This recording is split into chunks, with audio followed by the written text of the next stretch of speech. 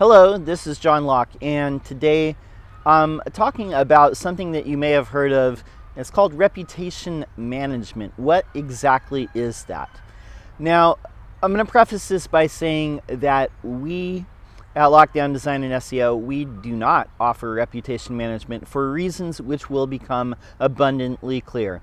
But there are two types of reputation management which are commonly put under this label. And the first is kind of a garden variety review system, a system for gathering reviews. Now you must be careful that the system that your review generation company is coming up with is not a review gated or review funnel system. As we talked about before, Google and Yelp and Birdseye and many of these other platforms do not want you to only solicit reviews if they're going to be positive. They want you to solicit reviews unfiltered from all types of customers, whether it's good, bad, neutral, whatever.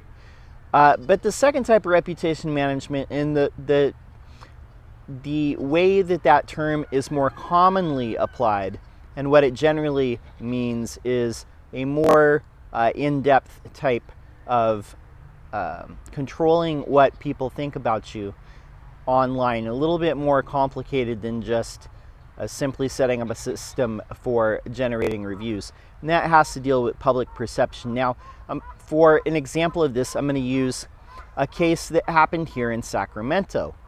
And in 2011, UC Davis students had a peaceful sit-in demonstration, and the campus police were filmed using pepper spray on the students that were sitting there peacefully, not doing anything. And this got around on the news.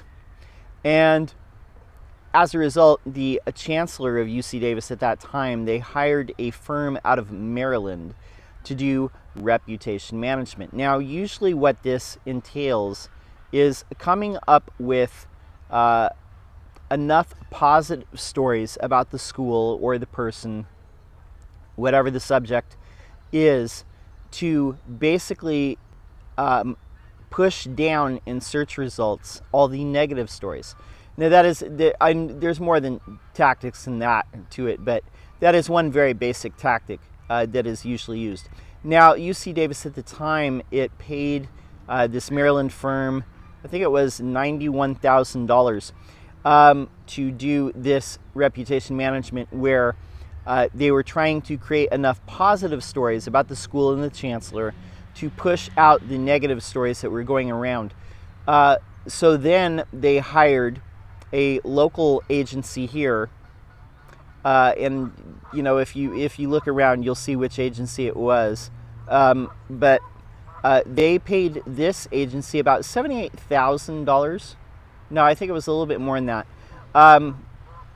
to do ongoing reputation management, social strategies for spinning this whole story. Now, this came out in 2016. All the details about this, including the proposal from the local agency here in town, and this was circulated in the Sacramento Bee, which is the local paper here. So as you can imagine, this kind of had this had the exact opposite effect, and it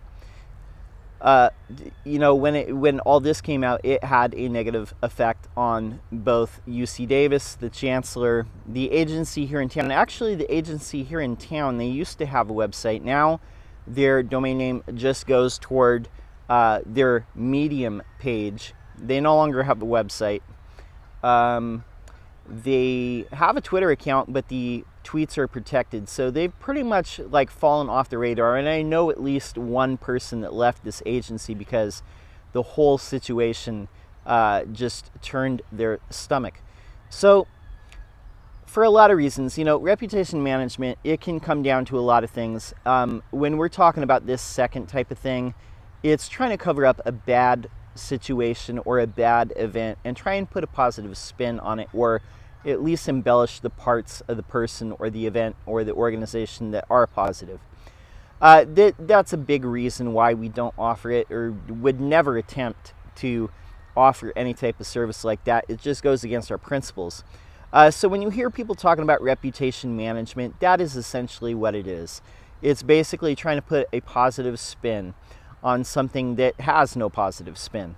But I would like to close by touching back on something that I've talked about in videos before, which is, if you have a bad product, or if you have lousy customer service, if your company culture is toxic and the way that you treat customers is bad, if customers consistently have a bad experience with you, if they don't like your product, if your product malfunctions on a consistent basis, then no amount of reputation management, no amount of soliciting positive reviews is going to conceal that fact. So doing any type of either SEO or reputation management or social media management or whatever it is for a company or a product or a person, no matter what it is, you have to have those things correct. Doing SEO, doing any type of social or media management for a company. Hello, Mr. Hawk. But if the product is correct, if the company is correct, if all those things are essentially good, and there's something positive to explore, then it makes it a lot easier. It's a lot harder to do it when you have an inferior product or a company that has a toxic culture. I hope that you found this interesting. My name's John Locke, and like I said before, we're here every single day publishing videos, and I would love to see you subscribe. If you have a question about SEO, go ahead and drop it in the comments below, and I will be happy to answer it for you. That is all that I have for this video. I will see you tomorrow. Peace.